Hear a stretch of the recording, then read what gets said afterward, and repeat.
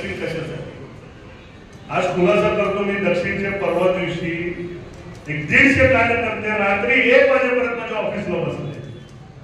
झालंच तयार म्हणते, दादा दक्षिणमध्ये तुम्ही का भरत नाही, आज तुम्ही भरा म्हणून मागायला. अरे म्हणलं दक्षिणमध्ये आधीच एवढं गुंतागुंती चालू आहे आणि तिथं सक्षम उमेदवार आहे, जे निर्णय पक्षश्रेष्ठी साहेब देतील ते आपण करू. नाही म्हणून तुम्ही दक्षिणमध्ये तुमचे 50 ते 60 कांचन फाउंडेशनची शाखा कशाला उघडल्या? कांचन फाउंडेशनची आपले जवळपास 60 शाखा दक्षिणमध्ये आहेत, 40 शाखा अक्कलकोटमध्ये आहेत, काही पंढरपूर आहे, मंगळवेढा आहे. हे 4 वर्षापूर्वी मी करत असताना विचार केला नव्हता की हे कुठल्या मतदारसंघात इलेक्शनला उभं राहील का काय, पण कार्यकर्त्यांच्या मान ठेवण्यासाठी मी म्हणलं, साहेबांना विचारलं, ताईंना विचारलं कसं करायचं. ठीक आहे म्हणून म्हणलं दक्षिणला फक्त कार्यकर्त्यांच्या आव्हानासाठी मी बदलेला आहे.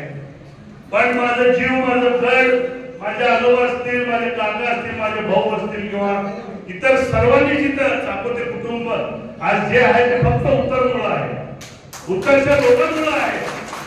हे प्रेम कदापि आम्ही विसरू शकणार.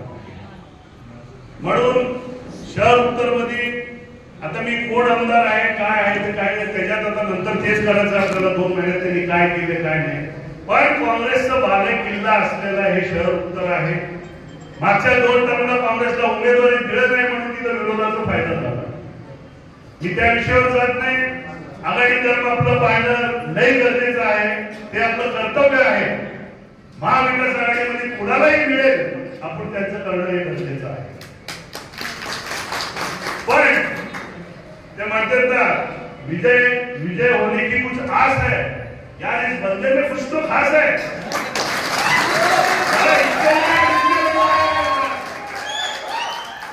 निश्चितच उत्तरमध्ये विजय केल्याशिवाय राहणार नाही.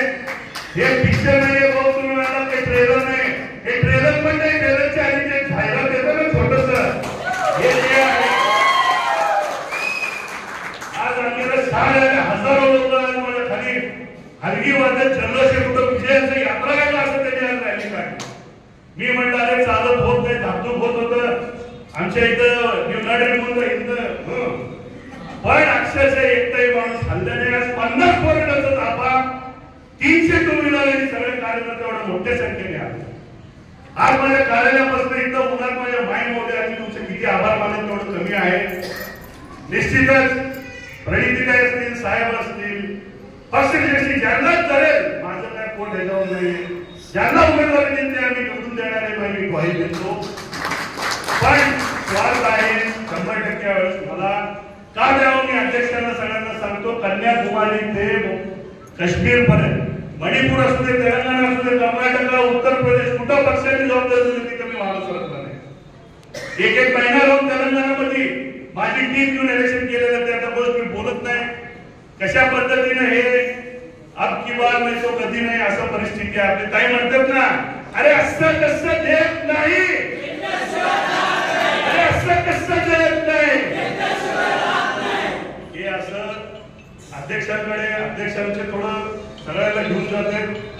बरोबर आहे, इथं येऊन काय बोलू नका, बाहेर बोलत आपण आघाडीवर पाहणं गरजेचं आहे. जास्त वेळ झालेला आहे, मी काय जास्त बोलत नाही. तुमचा असंच आशीर्वाद, प्रेम सगळं माझ्या सोबत राहू दे.